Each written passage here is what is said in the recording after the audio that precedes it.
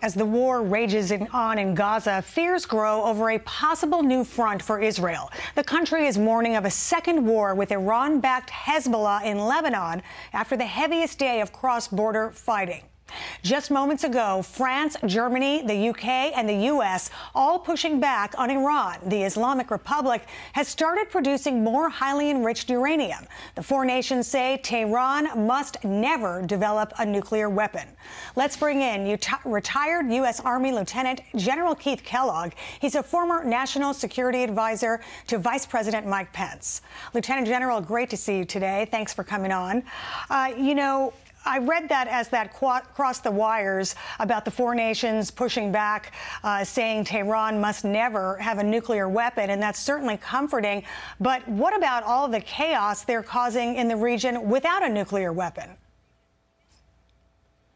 Yeah, Anita, thanks for having me today. Look, this thing, we're in day 83 of this war between Hamas and Israel, and it's projected to even get worse and go longer. And now there's concerns, obviously, about the north with Hezbollah. But Benny Gantz, who's a minister without portfolio in Israel, has kind of warned them off and even told Nasrallah, who's the leader of Hezbollah, that, if you get involved, you're going to be a target as well. But look, what you're really seeing there, Anita, is you're seeing a lack of credibility of the United States and allies on pushing back against Iran. They don't believe what we're doing, and a lot of our allies don't either. We're kind of sitting back and watching these things develop and not really going in full strength and saying we support Israel full up, and we're going to, until this thing is complete and they defeat Hamas, eradicate Hamas. And you're seeing a lot of other things happen within the region. When I talk about lack of credibility, just a couple of months ago, you had China come in and broker a deal between Iran and Saudi Arabia. Just recently on Prosperity Guardian, that's that mission that we've got to protect Red Sea assets from the attacks by the Houthis.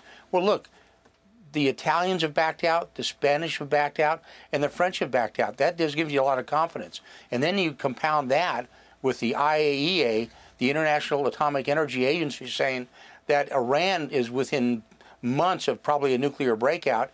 They're enriching uranium up to 90%. It's at 60% now. Under the Joint Comprehensive Plan of Action, they were only authorized to enrich up to 4%. And now they're heading towards 90%, which is weapons grade. So you look at all this and you put it all in one big package, and you're basically saying, look, the reason why this is happening is there are bad actors, and bad actors are making more problems because they don't see credibility of the United States to lead. And that's what you're seeing. And Benny Gantz is actually reaching out and saying, hey, look, we need to get involved in this peace process. If somebody needs to come in and help us out, and the United States isn't helping at all. Yeah, you mentioned Benny Gantz. He is the senior member of the Israeli War Cabinet. He actually said a stopwatch for diplomatic solution is running out here. I also want to ask you about Lebanon. People say the Lebanese government needs to step up and stop Hezbollah from firing on Israel's northern border.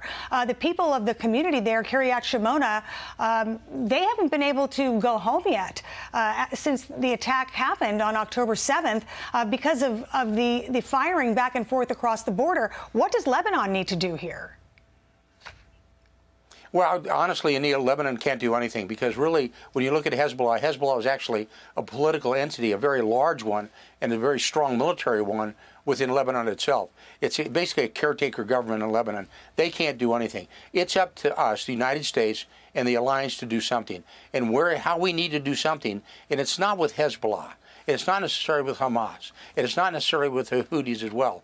The real nation that's involved here is Iran. They're the ones that are backing the Houthis and Hezbollah and Hamas with weapons and activities, using the Republican Guards force that they've got. That's where we need to react, and we're not doing it. Instead, we're helping them out. We're talking about giving them money for release of hostages as well. We're trying to get back in the Joint Comprehensive Plan of Action. That's not dealing from strength. And until we recognize that, until we do something hard, make a hard move, nothing's going to change. And you're going to see more dysfunction, more disarray in the Middle East. Yeah, and unfortunately, we didn't have time to talk about the hostages, but 128 hostages still being held, and we all pray for their safe release as well. Lieutenant General Keith Kellogg, thank you so much for joining us today. Thanks, Anita. I'm Steve Doocy. I'm Brian Kilmeade. And I'm Ainsley Earhart. And click here to subscribe to the Fox News YouTube page to catch our hottest interviews and most compelling analysis.